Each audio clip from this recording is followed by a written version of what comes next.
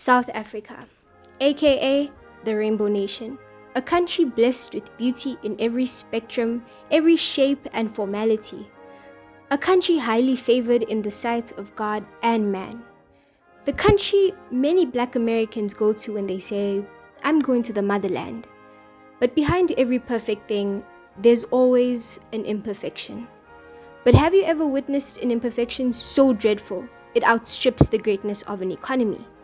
If not, brace yourselves, because we are about to delve deep into South Africa's taxi industry and the main problems on why it is so much more complicated to use than in other countries. According to Statistics SA, taxi operators transport over 15 million commuters every single day. From transporting economically active participants who get to work so that they're able to provide for their families, to transporting children traveling to and from school on a daily basis. The taxi industry is one of the most important industries in South Africa. And if it does not function for just a day, millions of South Africans are left stranded. Finding transportation in South Africa can be very challenging, especially if you're unfamiliar with the do's and the don'ts. Well, you see, if you want to catch a taxi, there are certain hand gestures that need to be used, and using the wrong hand gesture can cause many taxis to pass you by, even if they're going the same direction as you. And for someone who has just relocated to Johannesburg from, let's say, Pretoria or Durban or wherever the case may be, will find it difficult to adapt, sometimes uncomfortable, and possibly even traumatizing. Imagine lifting up your hand to every taxi you come across, just to find out that the taxi is already filled with commuters or just does not recognize your hand gesture.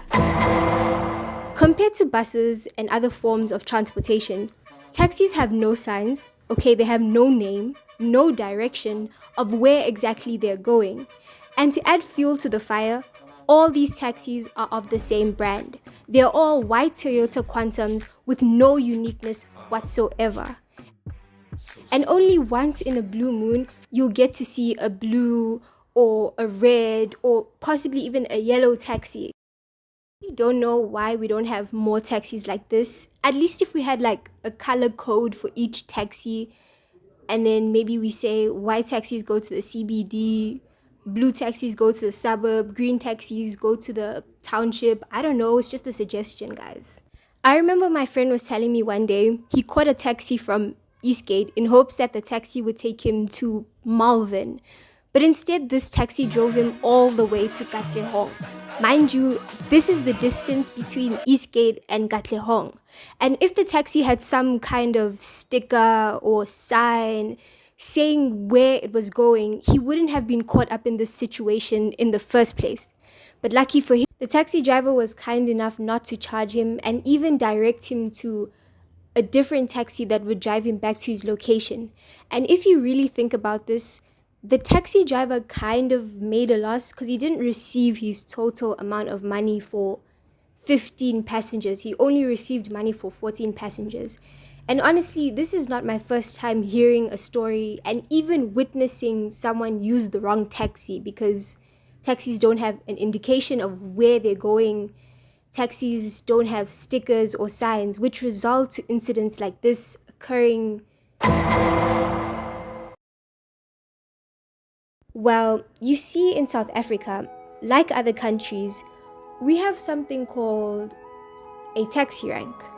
A taxi rank is like the source of where taxis come from, or the place taxis park until they're filled with passengers.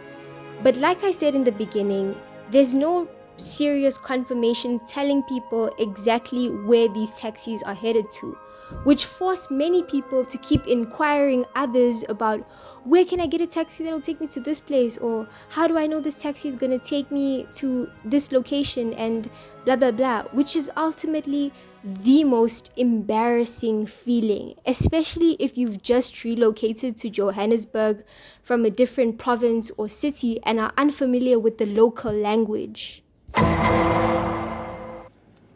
If you ask anyone, many South Africans, including myself, what their biggest nightmare is, they'll probably say sitting in front and counting money in the taxi. Oh, this, oh my gosh, I cannot fathom or even begin to explain why this is so terrifying. I wouldn't even wish this on my worst enemy. Doesn't make sense, sir. Doesn't make sense. Driver, can you help me out? Okay, look at this. Let's say there are 15 passengers in a taxi, and let's say the taxi fare for each passenger is 15, okay, let's say 10 rand, okay, and the driver is expecting an amount of 150 rand, right? Cool, cool, cool, cool, cool. Okay, there's nothing wrong with counting money. Anyone can count money, right? Anyone can add 10 plus 10 plus 10, 15 times, right? But the problem is the pressure of the process of counting the money, okay? Remember, there are 15 passengers in the taxi, including yourself, demanding for change ASAP. And to make matters worse, the taxi driver is shouting at you and demanding for his portion of the money first. So you don't know if you should service the taxi driver first, or if you should service the passengers first, or what happens now. But you didn't hear this from me, right? I heard that some of these taxi drivers are involved in gangs. So you don't know if this taxi driver is going to pull out an AK-47 while you're counting that money. And it's just a lot of pressure, and everyone is shouting at you, and everyone wants their change, and you also want your change, and it's just so much pressure. Like, I can't do this. But that's not even the worst part of it all. The worst part of it all is that some people, some passengers are just so they are just so wicked. You know, they will hand out a fake 10 rand note, and then you're in front counting money, and let's say you know, contribute 20 rand, right? And now you have to take out 10 rand change for yourself. But then you figure out later when you get home that this 10 rand is fake. That's just the worst feeling.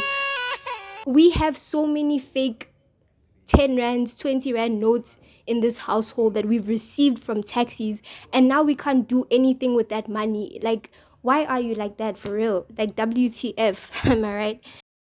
But if taxi drivers were wise enough, they would they would create jobs by employing a conductor or an individual to count money for them. Just imagine how many jobs would be created. I mean, there are over 200,000 registered taxis, which means that there are plus or minus 200,000 taxi drivers. And if each taxi driver could employ just one conductor or an individual to count money for them, there will be 200,000 new jobs nationwide.